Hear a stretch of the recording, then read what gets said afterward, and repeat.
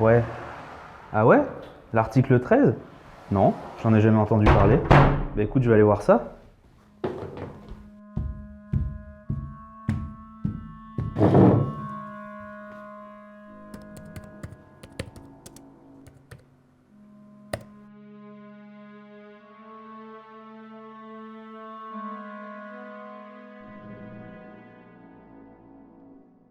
Ça risque d'être la fin des youtubeurs. Donc toutes les vidéos spontanées, c'est fini. À l'heure actuelle, c'est de la censure pure et dure. C'est impossible en fait. Il ne faut surtout pas que ça passe en l'état. Des centaines de milliers de chaînes en fait se feraient démonétiser parce que, enfin pas démonétiser, se feraient démonétiser déjà de 1, oui, mais surtout se feraient supprimer ou en tout cas seraient à l'abandon, on ne pourrait plus rien poster dessus. En fait, vous allez plus rien pouvoir regarder sur YouTube en fait. On parle juste possiblement de YouTube qui va disparaître. Bon, va falloir que je m'en mêle.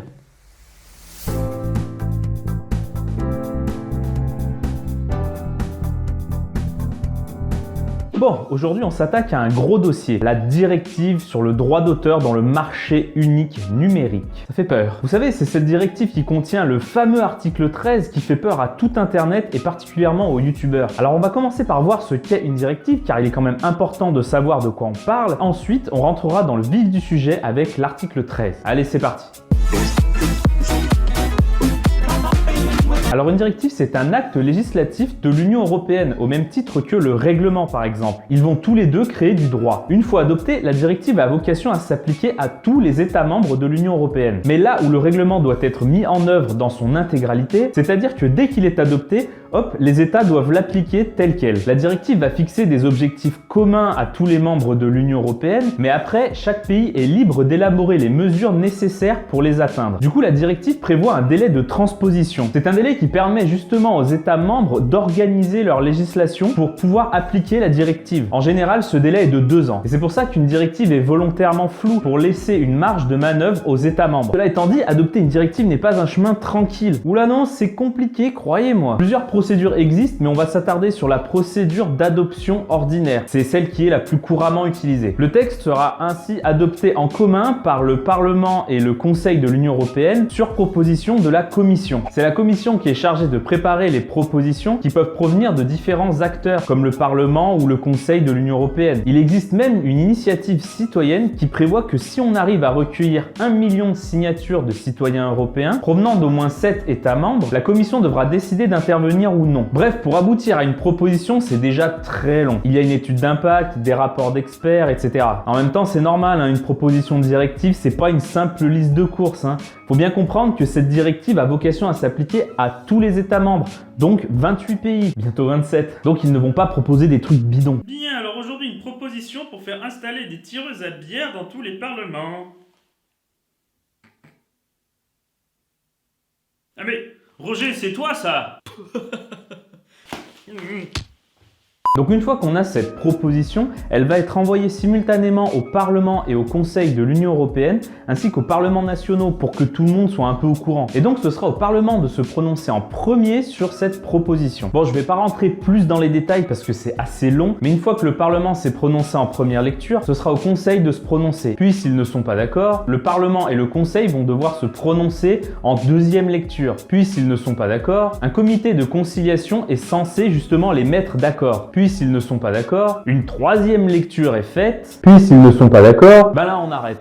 Tant pis, la proposition elle part à la poubelle. À un moment donné, voilà. Si vous voulez en savoir plus, je vous mets des liens en description. Concernant la directive qui nous intéresse, on en est au stade de la première lecture. Le Parlement européen a donc adopté la proposition de directive le 12 septembre 2018. Donc la prochaine étape serait la première lecture du Conseil de l'Union européenne. Mais la question du coup, c'est quand? Ben je l'ai posée directement au Parlement européen. Oui, bonjour. Oui, bonjour. Je recherche un renseignement sur la directive sur le droit d'auteur dans le marché unique numérique. J'ai vu sur Internet donc qu'elle avait été adoptée le 12 septembre 2018 par le Parlement européen et donc elle devait passer en première lecture devant le Conseil de l'Union européenne. Mais en fait, j'arrive pas à trouver de date à quel moment elle va passer devant le Conseil en fait. Et j'aimerais savoir ça. Mais non. Donc, en fait, elle est en ce moment en train d'être négociée entre la présidence du Conseil et les députés européens. D'accord. Donc, pour l'instant, il n'y a pas une date où elle va passer devant le Conseil pour une approbation, pour être approuvée. D'accord, mais donc il n'y a pas encore de délai. Ça peut être dans combien de temps, à votre avis? Vous pouvez me dire Écoutez, un le ordre délai, d'idée? mais le délai à ce moment, c'est les élections européennes. Donc, on a la dernière plénière en avril. D'accord. Donc, c'est le dernier moment En fait, le délai, c'est pour avoir un vote en mi-avril, le plus tard. Après, Au plus tard mi-avril.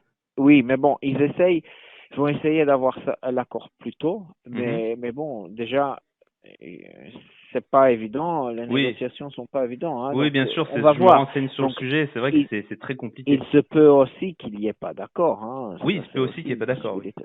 Bien sûr, D'accord. bien sûr. Donc contrairement à ce que peuvent dire certains dans leurs vidéos, non, il n'est pas encore trop tard pour que la directive et l'article 13 changent. Mais bon, on n'a pas encore tous les éléments en main. Avant de critiquer, ce serait peut-être bien de savoir ce qu'il veut dire cet article 13. Déjà, il faut bien comprendre que cette directive est proposée dans le but de renforcer la protection des titulaires de droits sur des œuvres protégées. Un but somme toute louable. Mais bon, assez tergiversé, passons à l'article 13. Les prestataires de services de partage de contenu en ligne procèdent à un acte de communication au public. Dès lors, ils concluent des contrats de licence justes et appropriés avec les titulaires de droits. Bon, ça veut tout simplement dire que les plateformes de partage, type YouTube, Facebook, Dailymotion, etc., doivent nouer des accords avec les ayants droit pour que leurs utilisateurs puissent partager et utiliser du contenu protégé par le droit d'auteur, justement. Utilisé uniquement dans un but non commercial. Si c'est pour monétiser sa vidéo, là c'est encore un autre problème. Bon, ok, on continue. Les États membres prévoient que dans les cas où les titulaires de droit ne souhaitent pas conclure de contrat, les prestataires de services de partage de contenu en ligne et les titulaires de droit coopèrent de bonne foi pour faire en sorte que les œuvres et les autres objets protégés non autorisés ne soient pas disponibles via les services des prestataires.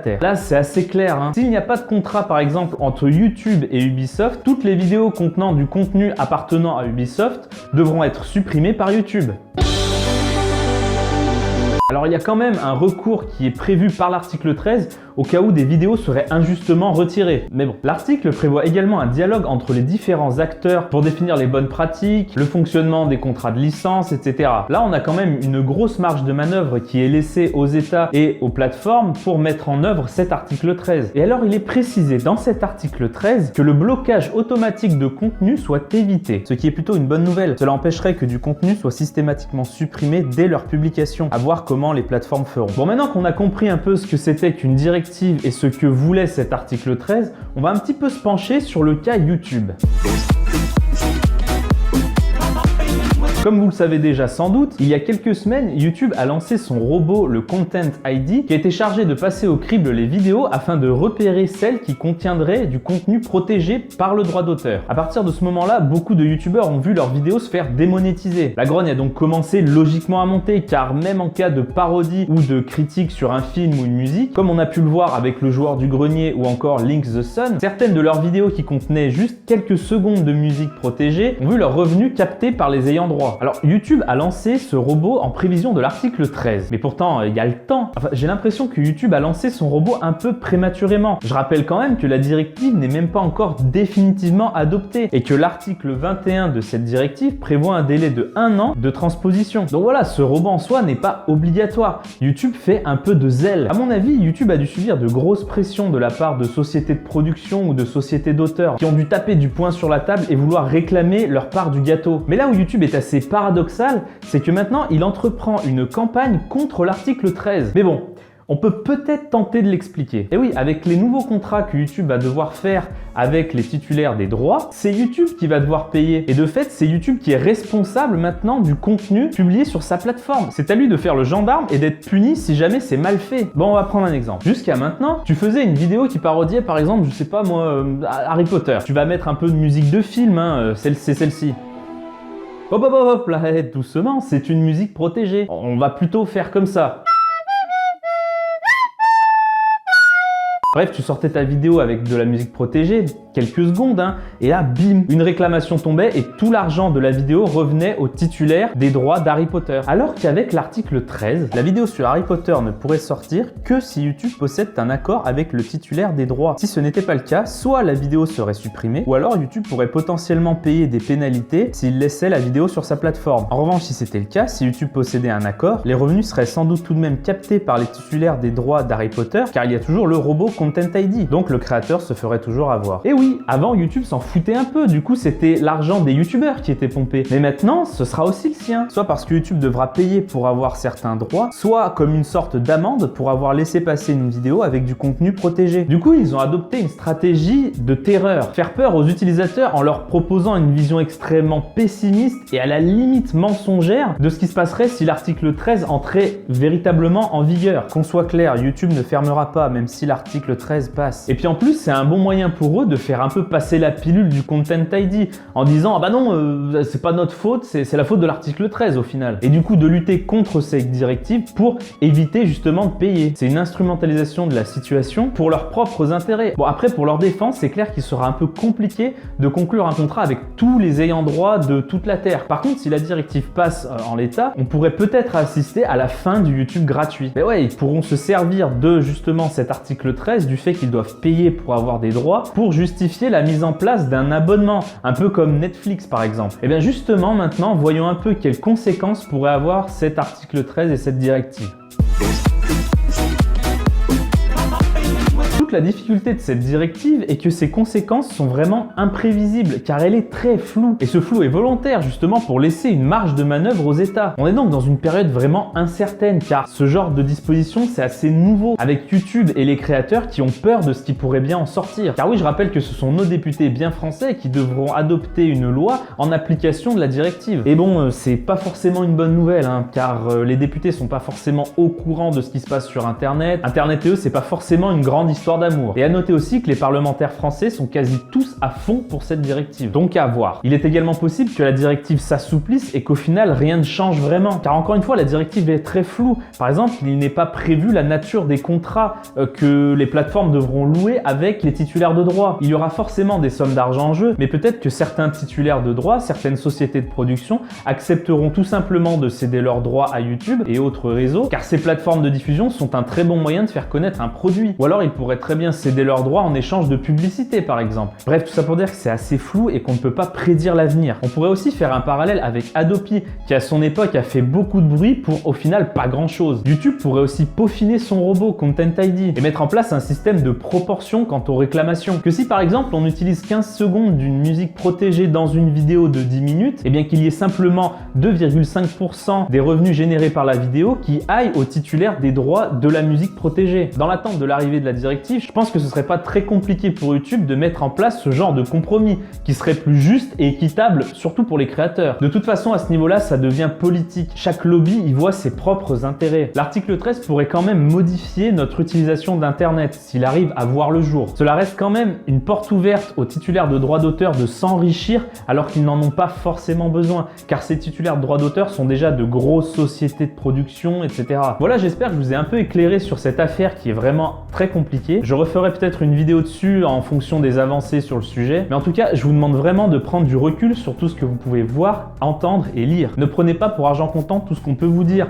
Même moi, j'ai donné beaucoup mon avis dans cette vidéo et vous n'êtes pas forcément d'accord. Du coup, ça m'intéresserait beaucoup d'avoir votre avis dans les commentaires, si le cœur vous en dit, si vous voulez venir débattre. Pensez au pouce bleu et à vous abonner, ça fait toujours plaisir. Allez, ciao!